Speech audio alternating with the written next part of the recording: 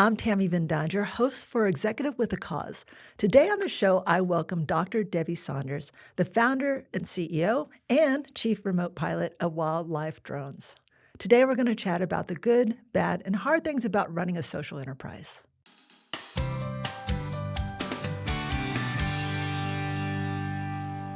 Debbie, welcome to the show. Thank you. I think we met a couple years ago at a Canberra Business Innovation Network event. Was that right? Yeah. Yeah, and you just started the company at the time, so it was still pretty young. Yes, absolutely. A couple of years ago, we would have just received our first investment at that point. So that was the very beginning of sort of launching the business, yeah. Well, for people that are not familiar with Wildlife Drones, can you tell us more about it and why you started it? Yeah, sure. Wildlife Drones is a sensor technology company, really. So we've developed a unique sensor that can be attached to an off-the-shelf drone that tracks animal movements.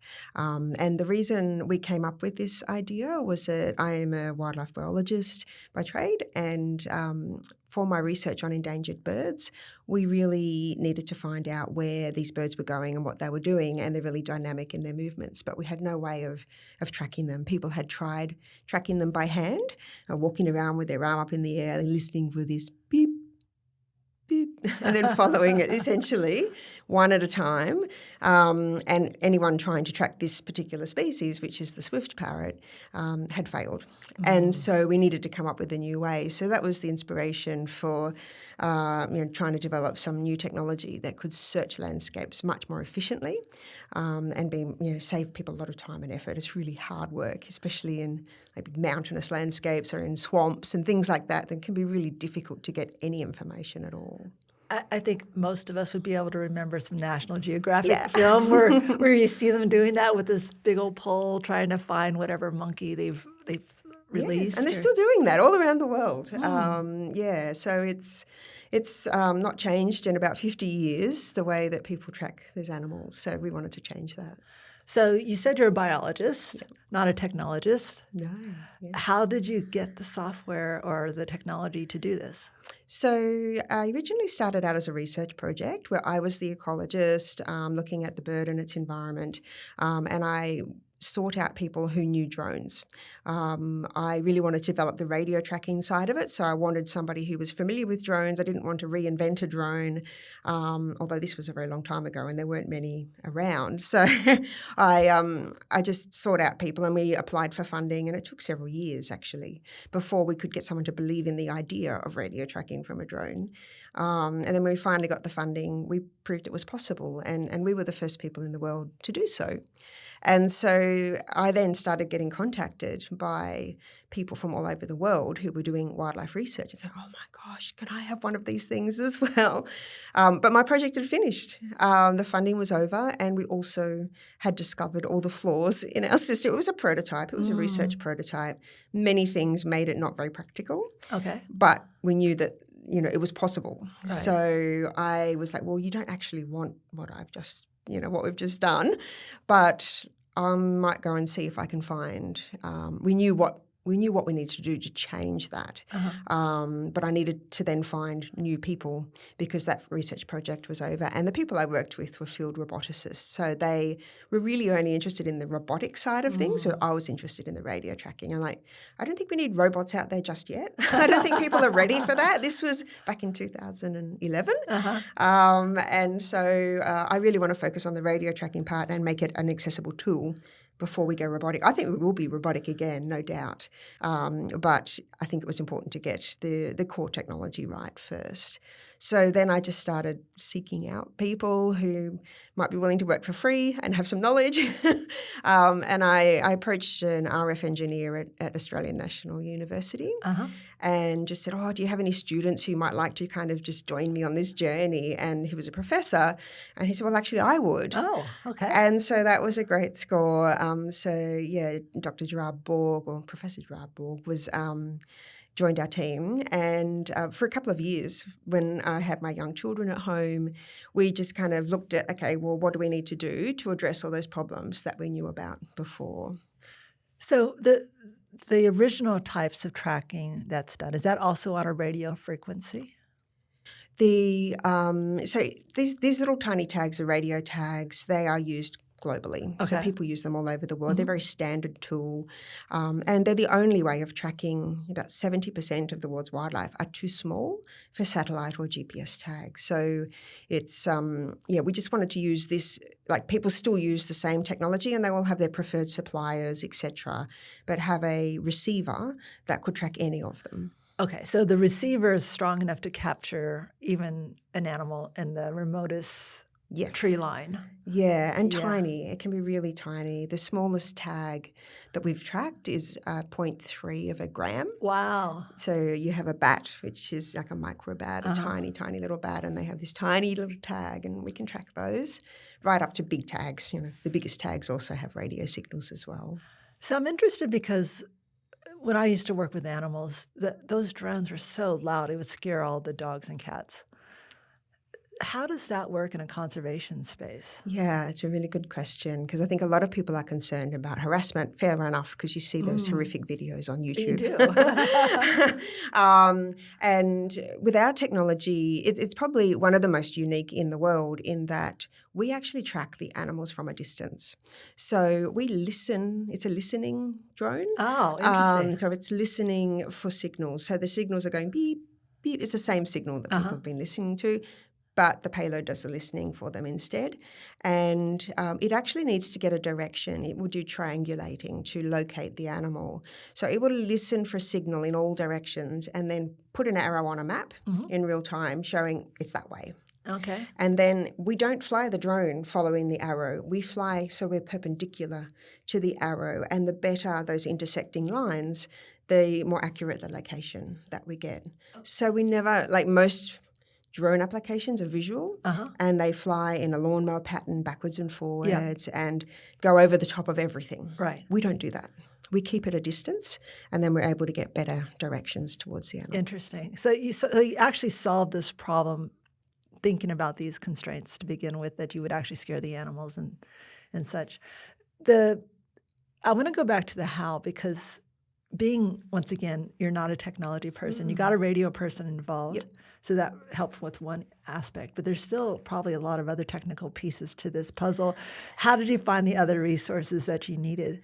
Yeah, so it was getting the RF engineer was the first step, and so we needed to have that solid RF backing behind whatever we did, and I really didn't know what I was doing, to be honest. So I just relied on them, and I would talk about, as an ecologist, what this means. He would talk about what RF means, but then we also needed a marketing person, so someone who could actually let people know what we were doing. And so I had a student who was doing science communication, and she volunteered for us for a while, which was like none of us were getting paid for a couple of years, and she was fabulous. But we were able to sort of help her with her degree as well. So she was able to advance her career by doing stuff with us, and then we got to a point where we really hit a ceiling in terms of the technological knowledge in the team. We had put other RF engineers on as well, but we really just got to a point where there were issues that we couldn't resolve, and it was getting increasingly frustrating. I'm like, oh no, this is not going to work. We need something to change.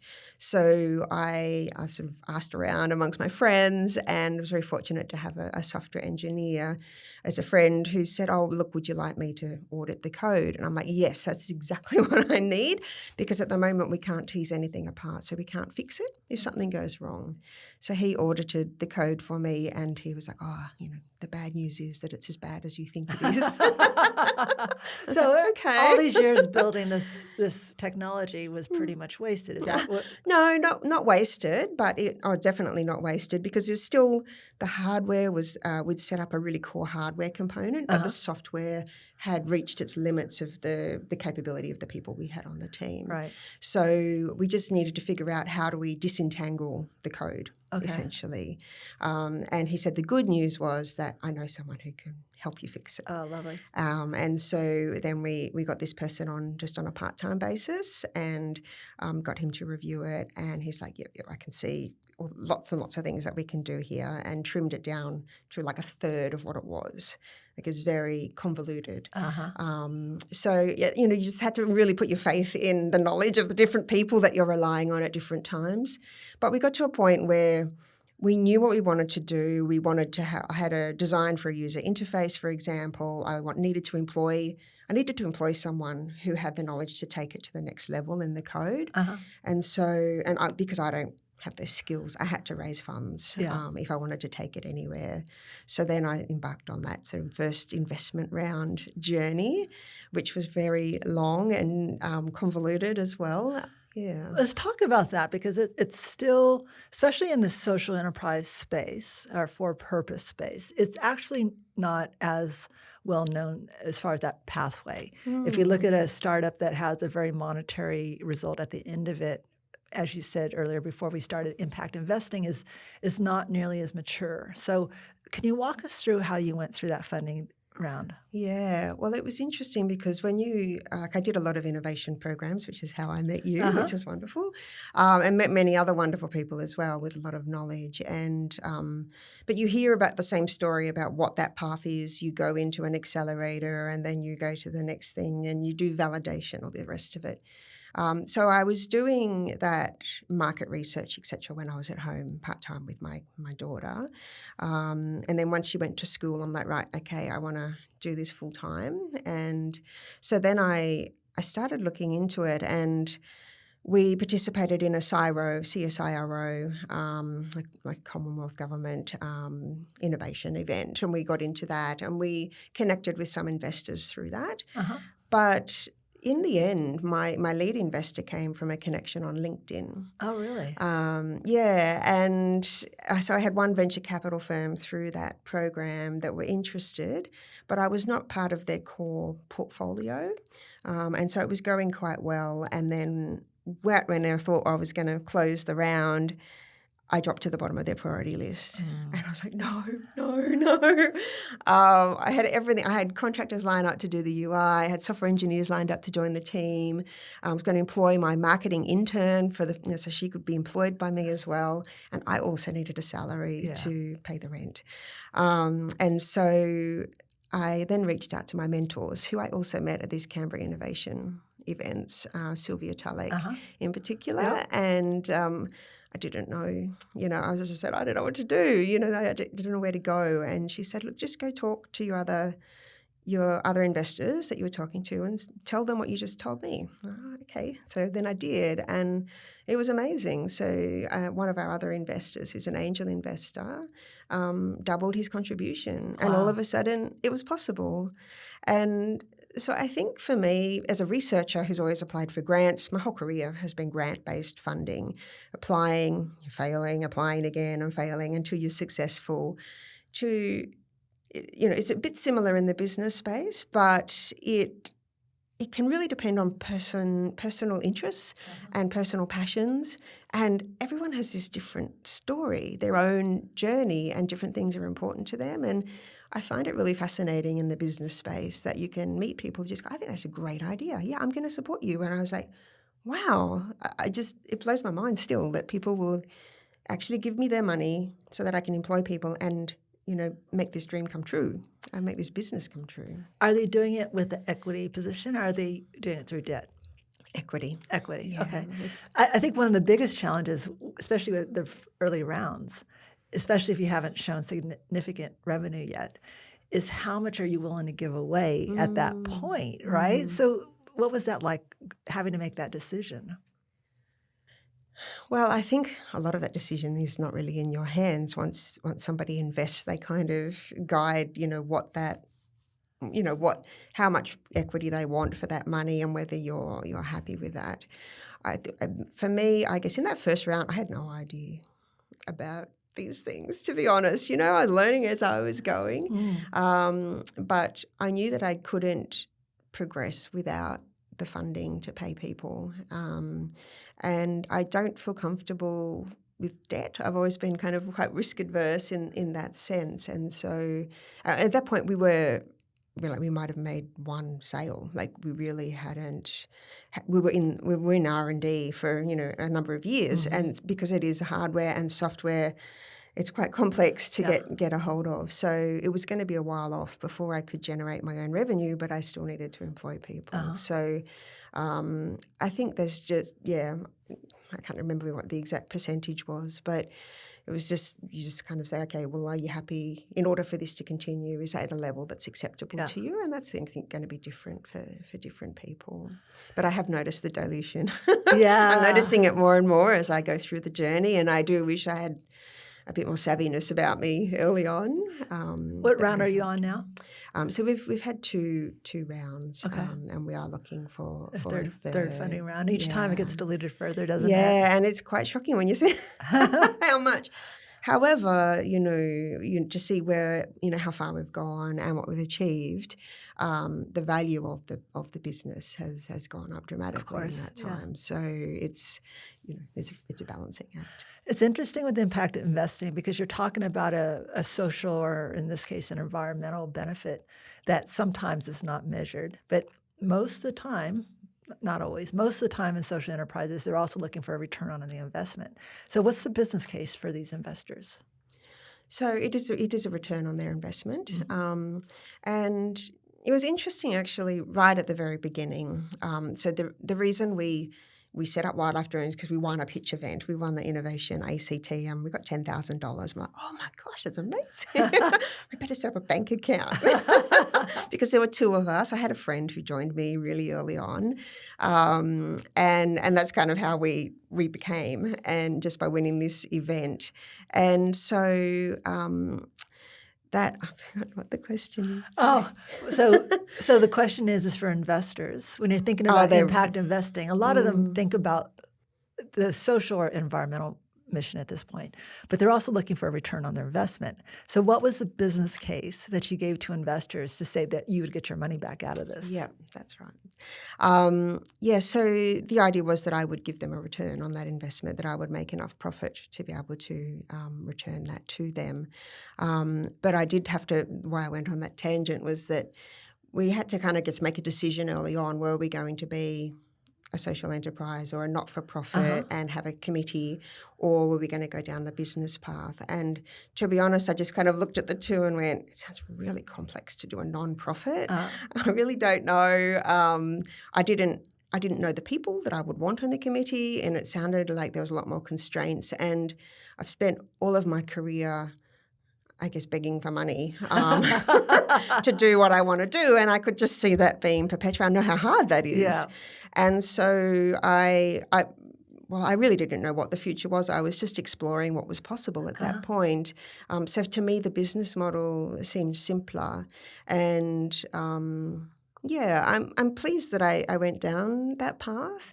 But in terms of the investors, I mean, my lead investor, he often invests in things that he just feels good about.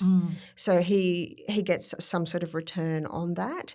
But I think I also want to become profitable so I can support my team. Yeah.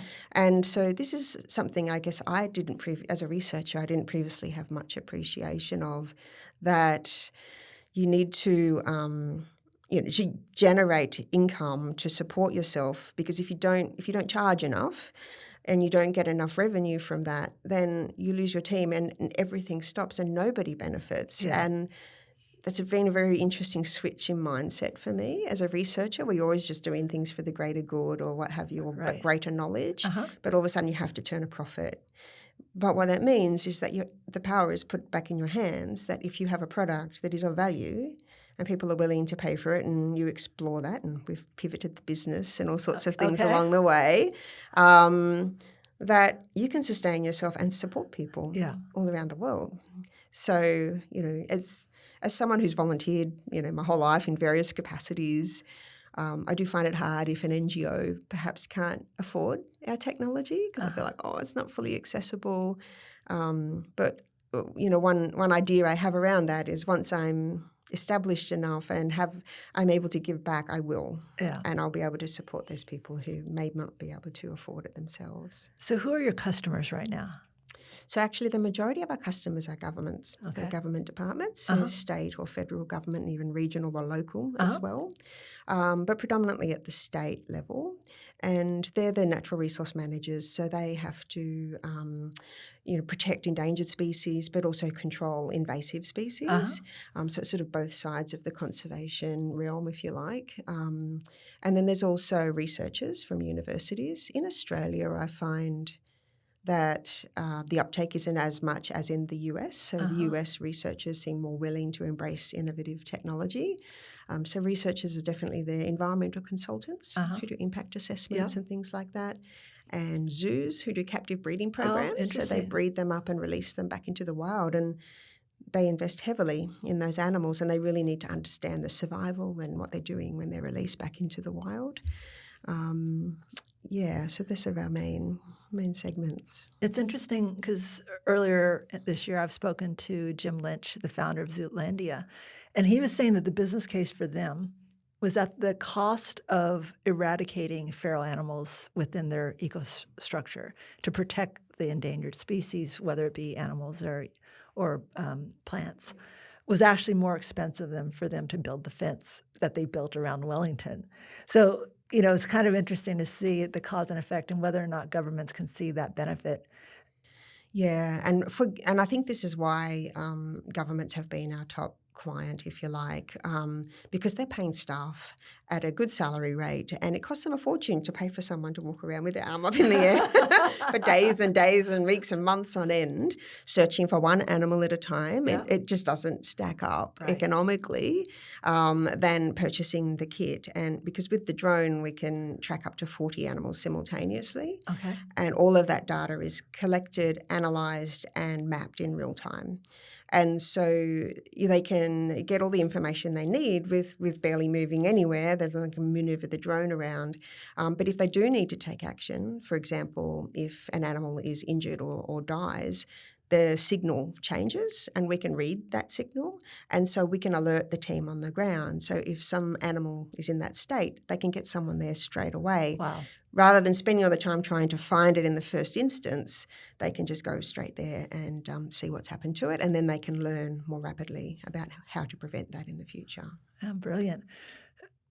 Right now, you seem to have a lot of products and services on your website, but you said you've had to pivot a few times to try to find that commercial model. Can you walk us through that? Yeah, so we've had the same product. So we really have one core product, which is the radio tracking sensor that you can attach to a drone. But we do offer services as well, because not everyone is up for becoming a pilot and purchasing drones and all the rigmarole that involves. So we do offer services in both radio tracking and thermal imaging. Uh-huh. And so we do a bit of that, but the core business is still our product because we are still the first to market with that product. But what we have pivoted on is how we get that out to clients or how they purchase it. So the purchase model. So originally we hired out the system and they could do short-term or long-term hires, etc. But we found that there was a lot of work getting one system out, and it might just be a 1 month hire. Right. And then it comes back, and then you have to actually maintain that and retest it and make sure it's good for the next person. It was, really not very efficient. But also it meant that our clients had to have ongoing revenue streams to pay for it. And so they tended to do short hires. Yeah. And we surveyed all our clients and said, would you actually prefer this, or would you prefer like a larger upfront cost plus a smaller subscription for the software updates, etc. And 95% said they would prefer this. Yeah, interesting. So we switched. We switched to selling. We did it gradually, so some people were still hiring or whatever, but we just sell now. And we find that there is actually a learning curve as well. And so just doing a really short-term hire, the pressure is on. These people are learning how to fly, how to track without listening for the first time. It's actually a very noisy world, so there's a lot of noise in the environment as well, and you have to decipher sometimes between one thing or another. There's a lot of learning and a lot of investment, and so it doesn't make sense to do a short-term project. It just means that everybody's really under pressure. Yeah. You probably had a lot of broken drones coming back too. No, so we don't own the drones, so we just provide the payload, and they would get their own drone. Got it. But everyone thinks that they don't just fall out of the sky all the time. They're pretty amazing. You launch them, and they just literally sit there waiting for you to tell them what to do. They're not hard to fly, but I guess it is easy to crash, but we haven't had many, put it that way. Well, that's good to know. I can picture the tree lines being littered with them at some point. We have our original drones from when we started 5 years ago. So, Yeah, that's good news to have. Well, okay, so with the business model moving to more of a sell, but you still have that ongoing subscription fee. Yes. Is that providing the ongoing revenue to keep you sustainable, or is that why you're going through another round of funding? Are you planning to do another, R&D effort? Yeah, look, I think there's a whole bunch of exciting stuff that we really want to do, because although we started out radio tracking, it's a very particular task, Right. and it tends to be a project-based task. But all of our clients do other environmental monitoring as well. So they will actually be using acoustic monitors, so things that record sound. They were doing camera traps to record vision. The drones have both normal cameras and thermal cameras. So there's all of these sensors that are being used everywhere around the world, and everybody's collecting the data manually. Yeah, I was going to ask you about this. They have to walk around, and in some places that alone is really hard, and collect the data off every SD card and try not to drop it in the leaf litter in the pouring rain or whatever. And so there's this mass of data that's being collected manually. It's incredibly slow and expensive to get it, but then you actually, once you've got it, actually processing it is another whole sort of workload, if you like, until you actually, and then trying to make sense of it as well. Yeah. So our vision is actually to have like a complete environmental monitoring solution from one platform. So this is just the beginning, and the radio tracking system, really what it is an onboard computer, a real-time communication system, and an antenna that enables data upload. So what we want to do is collect more data from different sensors from the same platform, and then sync that all to the cloud, build in some AI, machine learning for all the different aspects that people are interested in accounting for, and getting reporting and analytics and other things in the cloud as well. So our aim is to have the hardware that we sell really just becomes the enabling technology, and then the software is where all of those really great benefits come. There's so much data out there that people then need to wade through, and with the radio tracking stuff, we always wanted to have it real time, analysed in real time, because you need to take action on the ground in the field, even if you don't have internet connectivity. Yeah. So at the moment, that's what we have.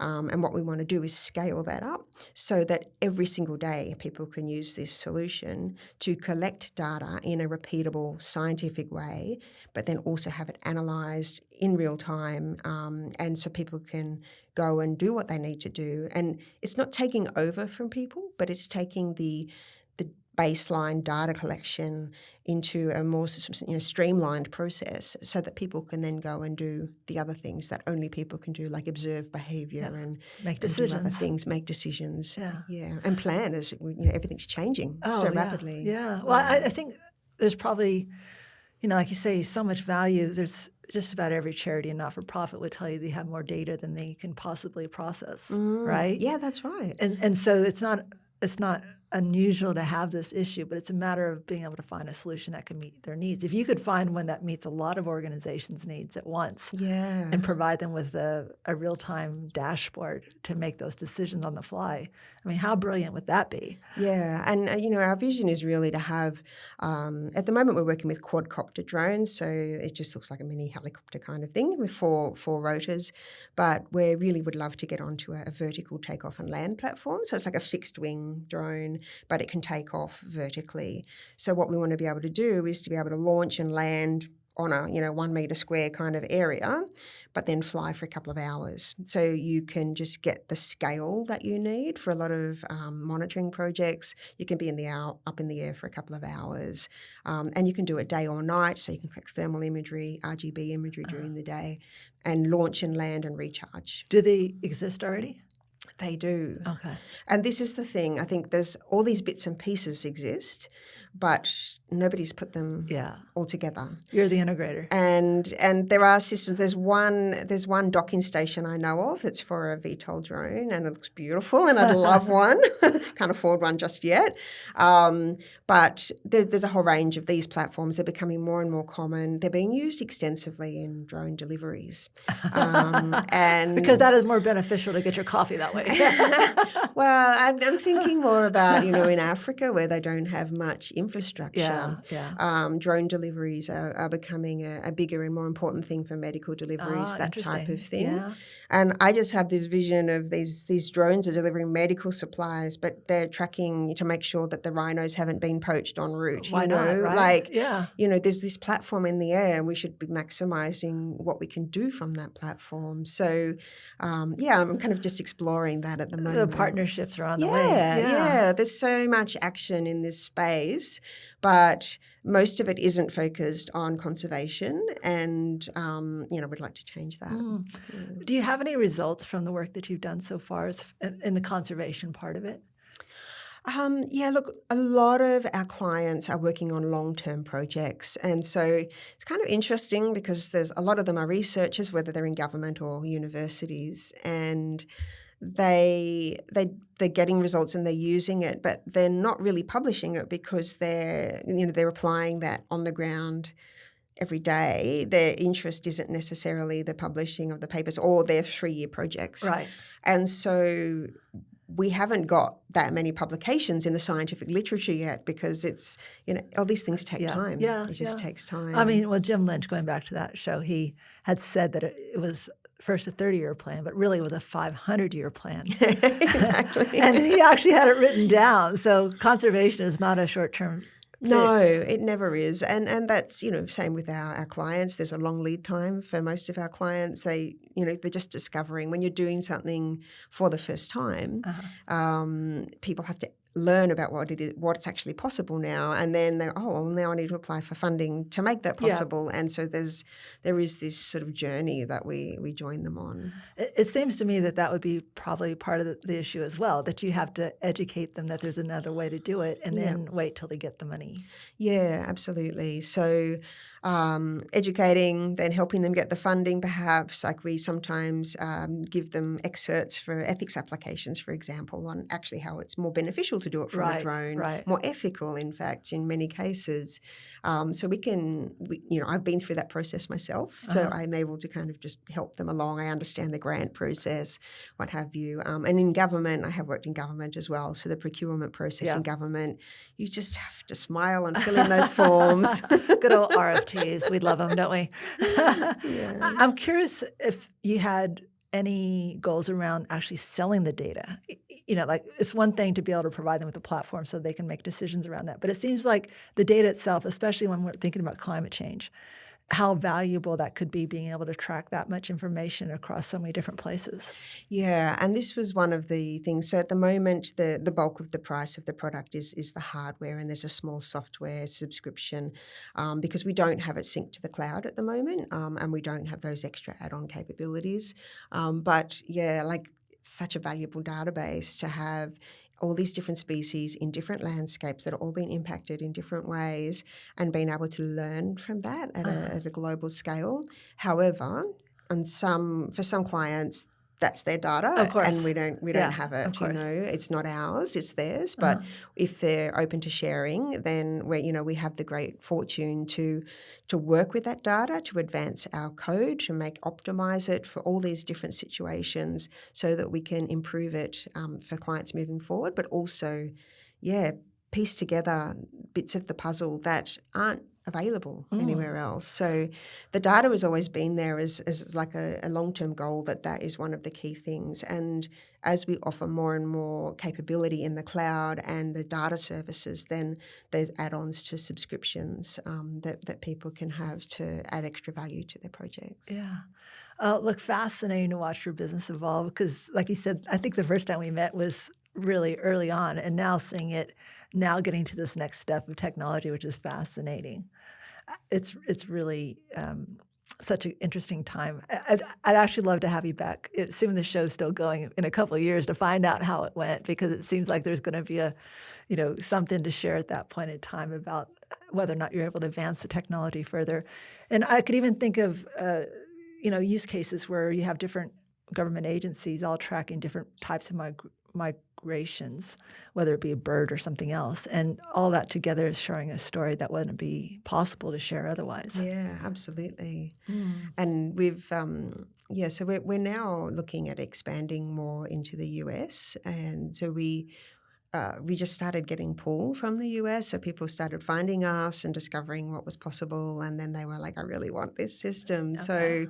So we quickly, hustled together and made sure we got our compliance done and all the rest of it so we could begin exporting to the US. And now we're about to look for our first staff member in the US. Wow, so that's okay. the next step for us. So are you setting up an actual physical company there? Not yet. Okay.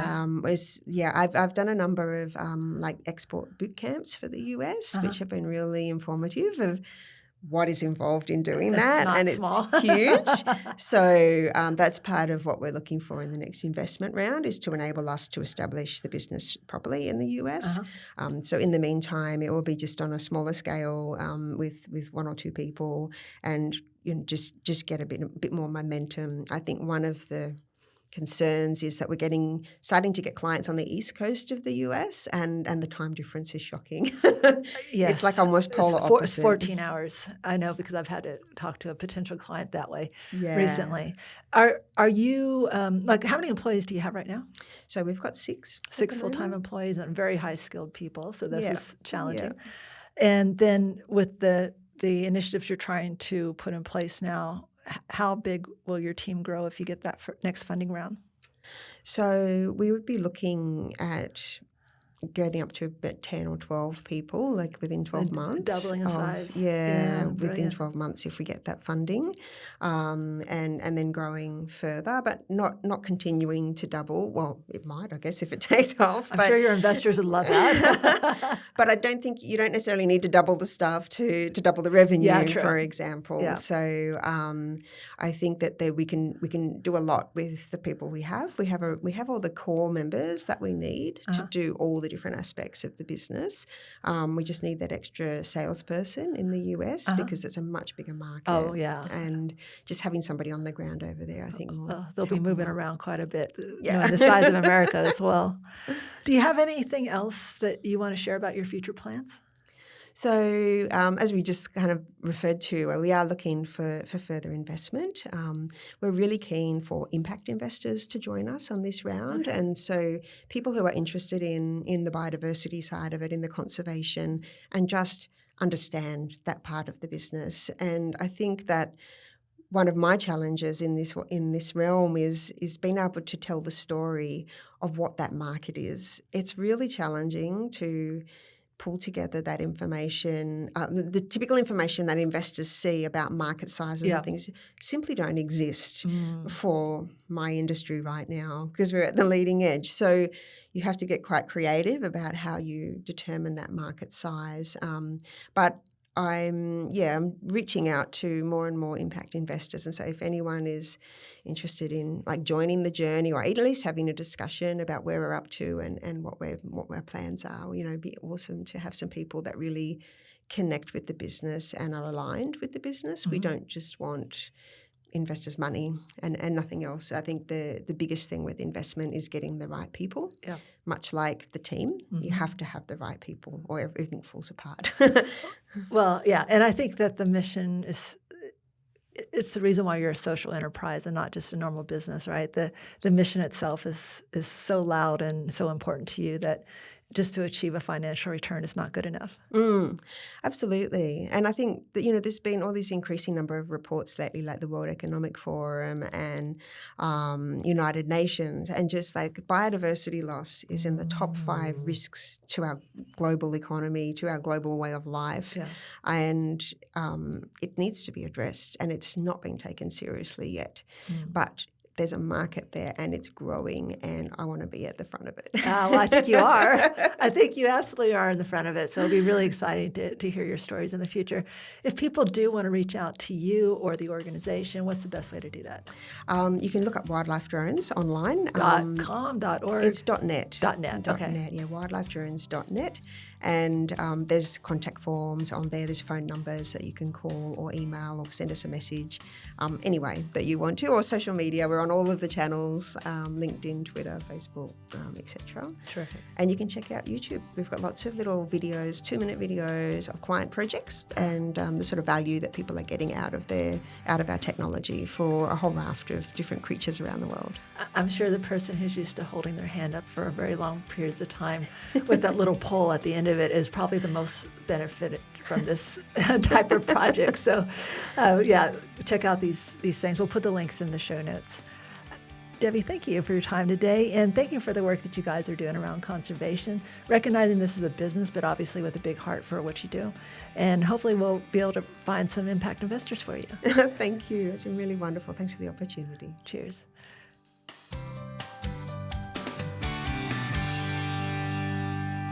Hi, this is Tammy again.